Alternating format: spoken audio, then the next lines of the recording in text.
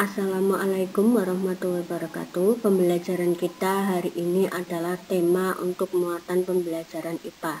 Hari ini kita akan belajar subtema 2 dan subtema 3. Langsung saja kita masuk ke materi subtema 2, manusia dan lingkungan. Aktivitas-aktivitas untuk menjaga kesehatan alat gerak. Seperti yang sudah kita pelajari pada pertemuan sebelumnya, bahwa anggota tubuh dapat bergerak karena adanya otot dan tulang, yaitu alat gerak pasif dan alat gerak aktif.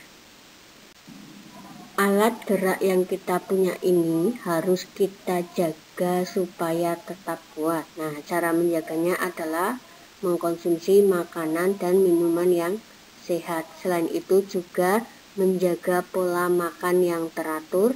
Makanan sehat yang baik untuk pertumbuhan tulang dan otot diantaranya ada susu, daging, sayur, dan telur. Tulang sebagai alat gerak manusia memiliki beberapa fungsi. Di antaranya fungsi tulang adalah 1. Menopang tubuh. 2. Memberi bentuk tubuh. 3. Tempat melekatnya otot-otot. Tulang dapat dibedakan berdasarkan bentuknya dan zat penyusunnya. Berdasarkan bentuknya, tulang dibedakan menjadi 2, yaitu tulang pipi, contohnya tulang telapak tangan dan tulang rusuk. Yang kedua, tulang pipa, contohnya tulang paha dan lengan. Kalau berdasarkan zat penyusunnya, tulang dibedakan menjadi tulang rawan dan tulang keras. Tulang rawan contohnya pada tulang telinga, tulang keras contohnya pada tulang tengkorak. Alat gerak manusia berupa lengan dan kaki tersusun dari tulang-tulang. Sekarang kita perhatikan gambar berikut. Tulang-tulang yang ada pada lengan diantaranya yang pertama tulang lengan atas, tulang hasta, tulang telapak tangan, tulang jari tangan, tulang pergelangan tangan, dan tulang pengumpil. Selanjutnya kita perhatikan tulang-tulang yang tersusun pada kaki. Tulang panggul, tulang paha, tulang betis, tulang telapak kaki, tulang jari kaki, tulang tempurung kaki, tulang kering, dan tulang pergelangan kaki. Jenis-jenis otot manusia dan fungsinya. Otot merupakan alat gerak aktif pada manusia. Otot terdapat di hampir seluruh tubuh manusia, termasuk kaki dan tangan. Saat bekerja, otot akan melakukan kontraksi dengan cara memanjang dan memendek untuk dapat menggerakkan tulang. Secara umum, otot terdiri atas 3 jenis, yaitu otot polos, otot jantung, dan otot lurik. Otot polos mampu menggerakkan organ tubuh tanpa kita kendalikan, misalnya gerakan lambung menghancurkan makanan. Otot jantung menggerakkan jantung.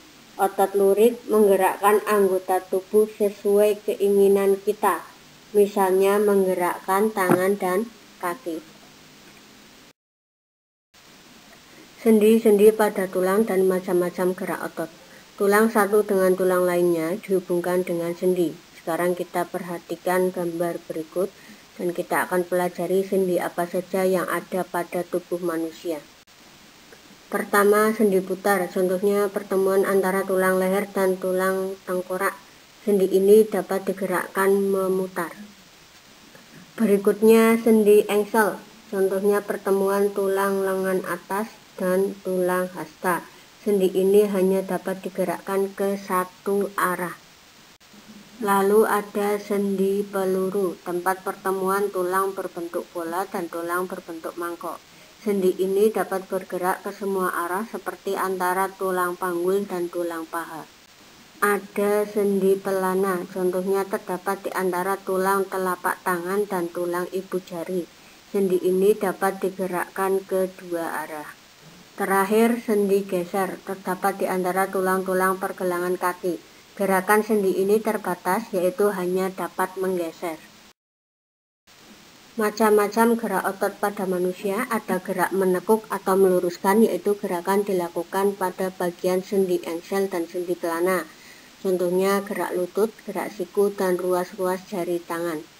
Selanjutnya gerak menurunkan atau menekan ke bawah, gerakan menggunakan bagian tubuh. Contohnya gerak mengentakkan kaki dan menekan benda menggunakan tangan. Yang ketiga, gerak menaikkan, yaitu gerakan dilakukan dengan menaikkan bagian tubuh. Contohnya saat mulut terbuka kemudian kembali tertutup. Yang keempat, gerak memutar. Gerakan ini dilakukan pada sendi putar dan peluru. Contohnya gerak kepala menengok kanan dan kiri. Terakhir, gerak menjauhkan dan mendekatkan tubuh. Gerakan ini dilakukan dengan menjauhkan dan mendekatkan tubuh. Contohnya gerak merentangkan tangan dan menggerakkan kaki ke arah samping. Kita masuk ke subtematika lingkungan dan manfaatnya. Cara memelihara kesehatan alat gerak manusia. Mengapa kita perlu menjaga alat gerak kita? Kita perlu menjaga kesehatan tulang dan otot karena hampir semua aktivitas kita menggunakan alat gerak berupa tulang dan otot. Berikut cara memelihara kesehatan alat gerak. Pertama, makan makanan yang bergizi dan seimbang. Kedua, saat kita berdiri, posisi tubuh kita harus tegak. Ketiga, berolahraga secara teratur. Penyakit atau kelainan pada alat gerak manusia. Contoh penyakit dan kelainan pada tulang manusia diantaranya retak dan patah tulang. Retak dan patah tulang biasanya disebabkan oleh benturan benda keras berupa kecelakaan atau jatuh. Kemudian ada skoliosis, lordosis, dan kifosis, kelainan tulang punggung. Yang ketiga, rakitis. Rakitis disebabkan kekurangan gizi seperti fosfor, kalsium, dan vitamin D. Terakhir, osteoporosis disebabkan menurunnya kepadatan tulang. Kelainan otot pada manusia. Hipertrofi, yaitu pembesaran otot akibat bekerja terus-menerus secara berlebihan. Atrofi, yaitu kelainan berupa otot yang mengecil, lemah, dan menurunnya fungsi otot. Stiff atau kaku leher, sakit pada otot leher yang diakibatkan karena cedera otot, infeksi meningitis, atau gerakan tiba-tiba. Keempat, tetanus, kejang atau kaku otot yang disebabkan oleh infeksi bakteri Clostridium tetani. Pembelajaran terakhir kita hari ini, penyebab gangguan kesehatan alat gerak. Kelainan atau penyakit kelainan pada otot umumnya terjadi karena bawaan sejak lahir dan infeksi bakteri atau virus. Gangguan kesehatan otot dan tulang juga sering terjadi akibat kebiasaan yang salah. Misalnya, membaca buku dengan posisi tidur, membawa atau memikul beban yang terlalu berat, tidur dengan posisi yang tidak benar, menulis dengan posisi tubuh yang miring ke samping atau ke depan, berjalan dengan tubuh bungkuk. Sampai di sini dulu pembelajaran kita hari ini. Sampai ketemu di pembelajaran selanjutnya.